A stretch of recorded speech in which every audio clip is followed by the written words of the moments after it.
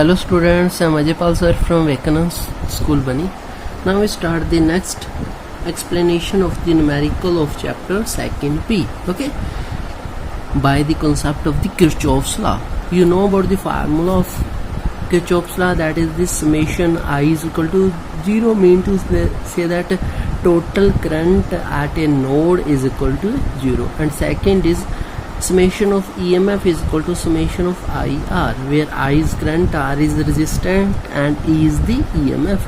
Unit आपको पता है. Okay, next we start the first numerical using Kirchhoff's law in the electrical network shown in figure.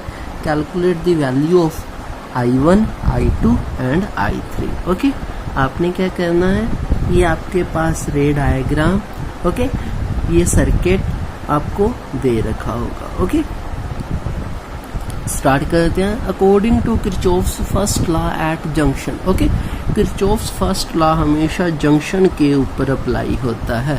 कैसे apply होता है वो देखो. उन्होंने बोला है कि इस जंक्शन के ऊपर ओके जो करंट आ रहा है और जा रहा है वो करंट की एरो के साइन आपने देखने हैं. देखो, ये जो इस जंक्शन के ऊपर ये दोनों करंट आ रहे हैं, I1 और I2 करंट आ रहा है इस जंक्शन और B इससे जा रहा है. मीन कहने का मतलब I1 plus I2 is equal to I3. Simple सी बात है. ओके, क्योंकि जंक्शन पे आने वाला करंट इज इक्वल टू जाने वाला करंट. अब यूजिंग किरचॉफ सेकंड लॉ, और जो सेकंड लॉ है वो हमेशा लूप पे अप्लाई होता है. फर्स्ट को जंक्शन लॉ बोलते हैं, सेकंड को लूप लॉ बोलते हैं. ओके, तो अब हमने क्या लेने हैं, लूप लेने हैं. Loop, first loop A B E F A और second loop B E D C B. ये दोनों लूप लेने. फर्स्ट हम लूप लेते हैं ये वाला A B. ओके, अब इस लूप के अंदर देखो हम A से शुरू हो गए. ओके, I3 और 2 एम्पेयर आपके पास क्या है आपको पता है. अभी देखो हमने फार्मूला किया था summation E is equal to I R, मतलब कहने का आई आर का मल्टीप्लाई और एक साइड आपने समेशन लिखना. अब देखो इस सर्किट के अंदर EMF क्या है, बैटरी कितनी है 12 वोल्ट, तो एक साइड आपने 12 वोल्ट रख देना और दूसरी साइड आपने आई आर का समेशन लेना. आई क्या है, I3 मल्टीप्लाई 2. ओके, अब नेक्स्ट देखो ये आपके पास पता है. अब देखो यहाँ पे I1 और यहाँ पे 5, तो ये आपके पास आ जाएगा. ओके, ये यहाँ तक आप समझ जाओगे और ये 12. नेक्स्ट हम करते हैं ये वाला लूप लेते हैं B E D C B. इस लूप के अंदर देखो 2I3 3I2 is equal to 6. Okay, ये आएगा 6 आएगा. ये दो इक्वेशंस आपके पास बन जाएंगी.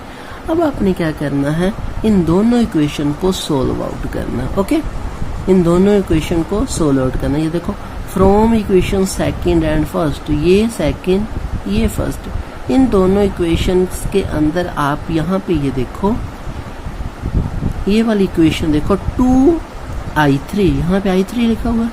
यहाँ पे I3 की वैल्यू आपके पास पता I1 प्लस I2 है, तो I3 की जगह ये पुट कर दो. ये आपने वैल्यू पुट कर दी. कहने का मतलब हमने I3 को एक बार साइड करके सिर्फ I1 और I2 के अंदर इक्वेशन फॉर्म कर लेनी, I1 और I2 के अंदर, और नेक्स्ट वाली सेम इक्वेशन आपने क्या करनी है I1 और I2 के अंदर फॉर्म कर ली और 6 हो गया. ओके, ये दोनों इक्वेशन आपके पास आ गई. I1 की वैल्यू, I2 और I3 तीनों की वैल्यू आपके पास यहाँ से इन तीनों इक्वेशन को सॉल्व करने से निकल जाएगी. नेक्स्ट हम न्यूमेरिकल करते हैं. 2 cells of EMF 1.5 volt and 2 volt internal resistance. Okay, 2 cell है, EMF आपको दे रखी है, इंटरनल रेजिस्टेंस भी दे रखी है दोनों की. ओके, एक की 1 और सेकंड पैरेलल में कनेक्ट किए गए हैं. उनके अंदर करंट सेम डायरेक्शन के अंदर है. एक्सटर्नल रेजिस्टेंस आपके पास 5 ओम दे रखी है. ओके, इसकी जो ये वाली रेजिस्टेंस है ये इसके साथ है. ओके, ये वाली, और ये एक्सटर्नल रेजिस्टेंस है. अब सर्किट डायग्राम आपने ड्रॉ करना है, ड्रॉ कर लेंगे हम. किरचॉफ्स रूल अप्लाई करने हैं. करंट थ्रू ईच ब्रांचेस, हर एक ब्रांच में करंट निकालना है, पोटेंशियल डिफरेंस निकालना है इसके अक्रॉस. ओके, अभी देखो स्टार्ट करते हैं हम. ये सर्किट डायग्राम हो गया. फर्स्ट के अंदर हमने सर्किट डायग्राम देख लो एक बार. ओके, ये दोनों बैटरी आपने क्या पैरेलल के अंदर जोड़नी है और इनके साथ आपने रेजिस्टेंस जोड़ना था, कनेक्ट कर दिया. इसके अंदर जो करंट रहेगा I1 रहेगा, I1 जाएगा, इसके अंदर जो करंट रहेगा I2 रहेगा, और यहाँ पे I1 I2 का समेशन आ जाएगा, I1 I फिर समेशन और I1, इस तरीके से ये आपका सर्किट डायग्राम रहेगा। Next, let the current flow the various arm of network as shown in figure. Kirchhoff's second law हमेशा जो लूप पे अप्लाई होता है वो आपने अप्लाई कर देना। ओके, अब देखो हम करते हैं अप्लाई। देखो कहाँ पे अप्लाई करना है, A B C D E F पूरे बाहर वाले सर्किट पे अप्लाई करना है। ओके, अब इसके अंदर हम देखते हैं, चलो खुद देखते हैं हम। अब ये देखो, अब जब हम यहाँ से जा रहे थे तो यहाँ पे जो 5 ओम रेजिस्टेंस उसमें से कौन सा करंट जा रहा है, देखो I1 I2 जा रहा है, तो उसके साथ 5 मल्टीप्लाई I1 I2।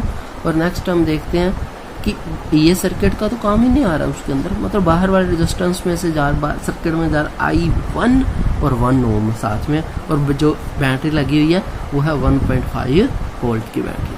अब सेकंड हम लूप लेते हैं B C D E B, ये छोटे वाला लूप, इसके अंदर ये 5 सेम रहेगा और इसके अंदर I2 2 आ जाएगा। ये दोनों इक्वेशंस बन जाएंगी। इन दोनों इक्वेशंस को आपने सॉल्व करना है और आपकी वैल्यू आ जाएगी। ओके, I1 I2, ये देखो इन दोनों इक्वेशन जो आपकी बनी है उनको सॉल्व करने हैं। सॉल्व करोगे I1 I2 की वैल्यू आएगी, उन दोनों को ऐड करोगे तो आपके पास टोटल वैल्यू आएगी। पोटेंशियल डिफरेंस आपको पता ही है कैसे निकालते हैं, करंट मल्टीप्लाई उसकी रेजिस्टेंस, टोटल करंट और उसकी रेजिस्टेंस आपके पास आ जाएगी। नेक्स्ट देखते हैं, using Kirchhoff's rule determine the value of unknown resistance R। Okay, unknown resistance R की वैल्यू आपने डिटरमाइन करनी है so that no current flow through 4 ohm resistance, इस तरीके से कि उसके अंदर से करंट फ्लो ना करे। Also find the potential difference, आपने पोटेंशियल डिफरेंस भी फाइंड आउट करना है। ओके, देखो the current I flow in circuit as shown in figure, current I flow कर रहा है। ओके, जैसे आपको फिगर के अंदर दिख रहा है। ओके, अब देखो आपने किरचॉफ सेकंड रूल जो लूप ला है वो अप्लाई करना है। कहाँ पे करना है वो देख लो, A F E B A। Okay, A F E B A इसके अंदर आपने अप्लाई करना है, तो अप्लाई करो। अब देखो रेजिस्टेंस कितनी है 1 ओम, करंट कितना जा रहा है I 1 ओम के साथ एक बार आई, फिर 1 ओम के साथ दूसरी बार आई, और 2 बैटरी लगी, 2 बैटरी आएंगी। अभी देखो इस बैटरी को जब आप लगा रहे हो तो इसका पॉजिटिव टर्मिनल पहले आ रहा है, तो पॉजिटिव टर्मिनल पहले आएगा, मतलब उसको बैटरी की हमें नेगेटिव लेनी है, नेगेटिव पहले आएगा पॉजिटिव लेनी है, तो आपने ऐड करोगे आपके पास I की वैल्यू 1.5 एम्पेयर आ जाएगी। अब सेकंड लूप लो, B E D C B, ये लूप। अब इस लूप के अंदर देखो, अब देखो इस लूप के अंदर जब आप जा रहे हो ये आ रहा है और I करंट इसमें से फ्लो कर रहा है। ओके, I करंट इसमें से फ्लो कर रहा है। ओके, तो I R, अभी देखो जब इसको पहले आते हो तो ये पॉजिटिव टर्मिनल आ रहा है तो -3, और ये नेगेटिव आ रहा है तो +3। इसको सॉल्व करोगे I की वैल्यू निकाल ली, R की वैल्यू आसानी से निकल जाएगी। अब आपने VAD निकालना है, VAD के क्रॉस। ओके, AD यहाँ से लेके यहाँ के क्रॉस आपने क्या निकालनी है, पोटेंशियल डिफरेंस निकालनी है। तो उसके अंदर देखो आपने कितने रेजिस्टेंस यहाँ से यहाँ पे जाना है, 1 2 रेजिस्टेंस आ रहे हैं, तो 2 रेजिस्टेंस और करंट आई जा रहा है, दोनों रेजिस्टेंस आपके पास 1 है। करंट की आपने वैल्यू फाइंड आउट कर ली, आसानी से कर लो। I hope you will understand this numerical. Okay, तो ये न्यूमेरिकल आपने इसी तरीके से करने हैं, जितनी प्रैक्टिस करोगे उतने आपको आसानी से आ जाएंगे। Take care, stay home, stay safe, bye.